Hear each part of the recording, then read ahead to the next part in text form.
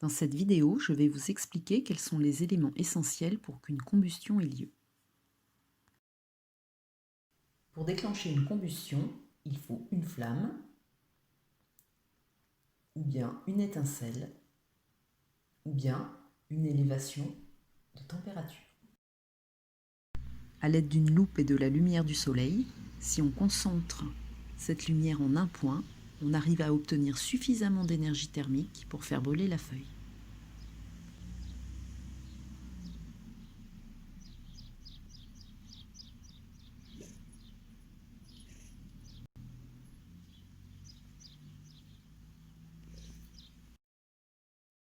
Chauffé à l'aide d'un briquet, un bout de fusain, qui est constitué essentiellement de carbone, brûle dans l'air.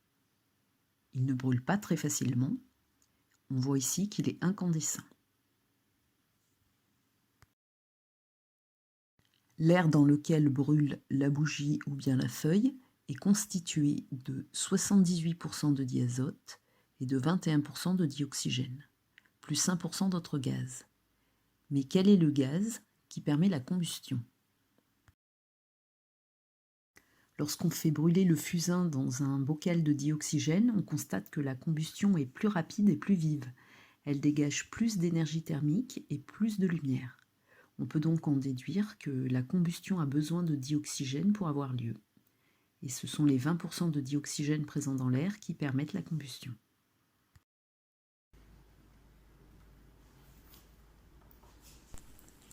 Trois bougies brillent de façon identique. On recouvre la première avec un grand récipient et la deuxième avec un petit.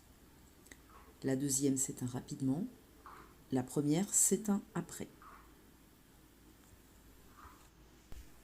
La troisième bougie est une bougie témoin. Lorsqu'on la recouvre avec le récipient qui a déjà servi, elle s'éteint très vite.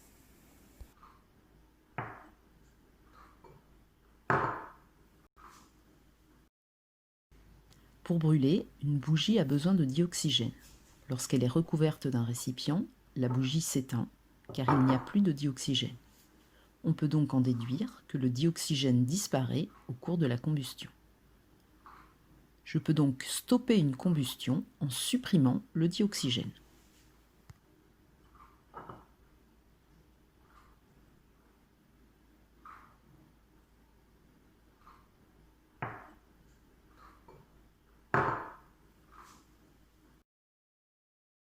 Pour créer une combustion, il est nécessaire de combiner trois éléments. Un combustible, c'est-à-dire la matière qui brûle, du papier, du bois, de l'essence, un comburant, c'est-à-dire une substance qui apporte du dioxygène, et l'énergie d'activation, qui peut être une source de chaleur, une étincelle ou une flamme. Ces trois éléments constituent le triangle du feu, très connu des pompiers, car il suffit de supprimer un de ces éléments pour arrêter un feu. On peut supprimer le comburant, par exemple le dioxygène de l'air, en étouffant la flamme à l'aide de sable, de couverture épaisse ou de dioxyde de carbone qu'on peut trouver dans un extincteur.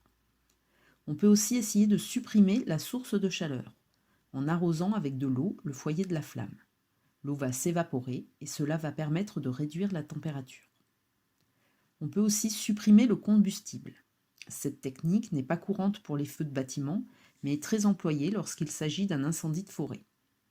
Les pompiers brûlent volontairement et de manière contrôlée une bande d'arbres située en avant du front d'incendie. Lorsque le feu atteint cette zone où il n'y a plus aucun combustible à brûler, le feu s'arrête. On appelle ceci un contre-feu. Au collège, si l'alarme incendie retentit, il faut tout d'abord fermer les fenêtres pour éviter le renouvellement du dioxygène. Il faut sortir rapidement de la salle en laissant ses affaires. Il faut descendre calmement et se regrouper loin des bâtiments, vers le panneau zone de rassemblement et avec son professeur pour qu'il puisse faire l'appel.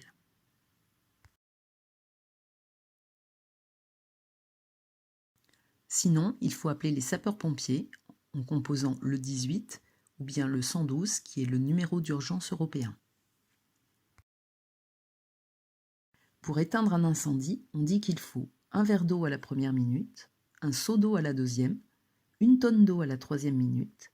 Après, on fait ce qu'on peut. Une combustion est une transformation chimique. Le combustible et le comburant sont les réactifs. Ils disparaissent au cours de la combustion. Il se forme de nouvelles substances, dont notamment des gaz, qui peuvent être toxiques. Ce sont les produits.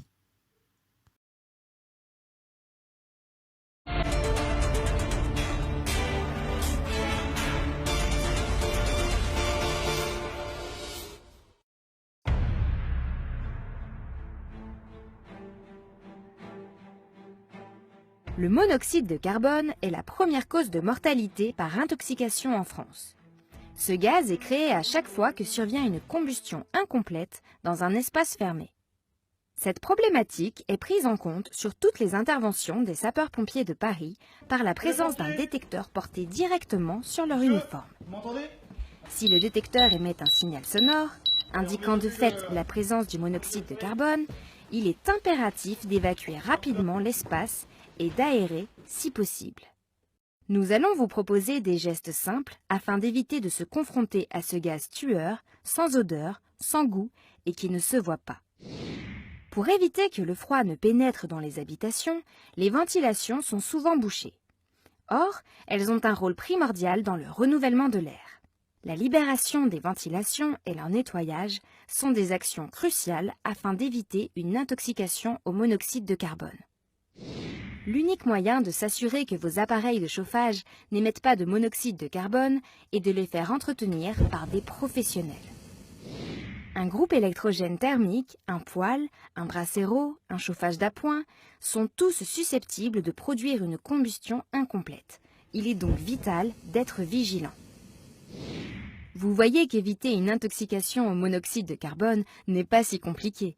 N'oubliez pas d'aérer 10 minutes par jour l'ensemble des pièces.